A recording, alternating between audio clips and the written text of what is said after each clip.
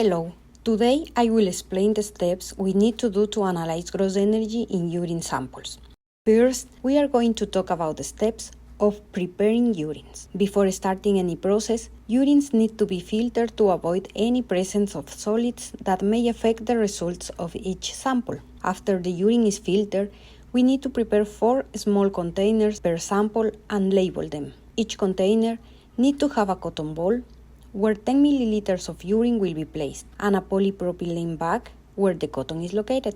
We also will need a spreadsheet that contains the ID of all replicates per sample. Also, we will need to record the weight of the empty bag, the weight of the bag plus the cotton, and the weight of the bag plus the cotton plus the 10 milliliters of urine sample.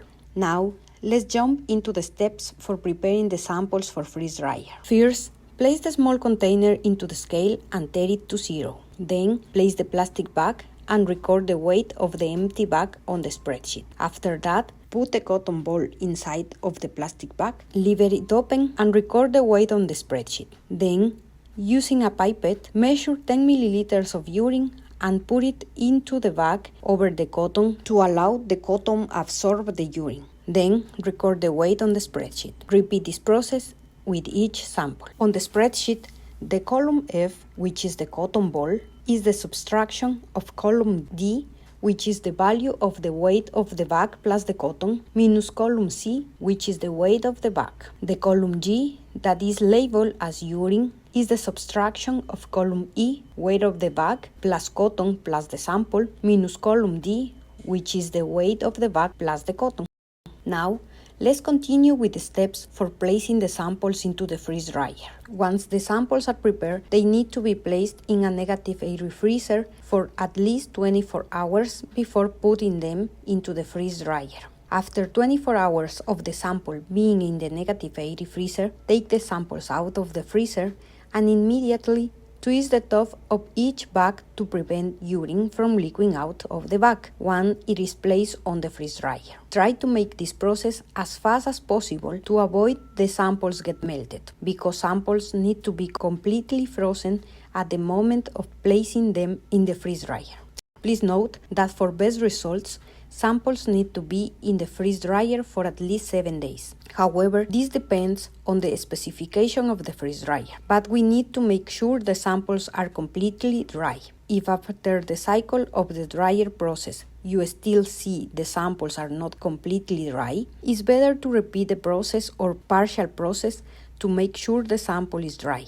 When the samples are dry, leave the samples in a safe place to avoid humidity or any contamination. Now that we have the samples dry and ready to be analyzed for gross energy, let's move into the steps to get the analysis. First, place the crucible on the scale and tare it to 0.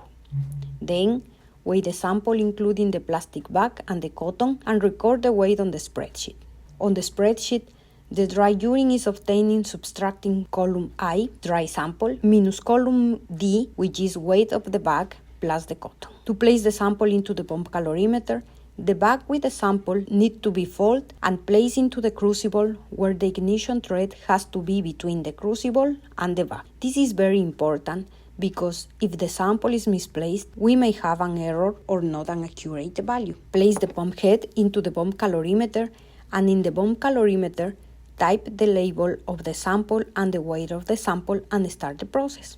Each sample may take about 7 to 8 minutes to finish. So, after the process is finished, remove the pump head and make sure the sample have been burned completely as is showing in the photo. If this is not correct, then we need to reanalyze the sample. Just remember that to have an accurate value, the sample needs to be burned completely. Write the value that is obtained from this process in column K of the spreadsheet. But remember, this value is the total calories per gram that includes the gross energy of the plastic bag, the cotton ball gross energy, and the urine sample gross energy. So, the total gross energy in calories, column L, is the subtraction of column K minus column I. Finally, the urine gross energy is obtaining subtracting the value of total gross energy in column L minus weight of the bag in column C by factor minus cotton ball in column F by factor and divided by column G, which is urine. Thank you so much for watching this video that shows the process in our lab to obtain gross energy in urines. If you have any questions, please let me know and I will be happy to answer it. Bye!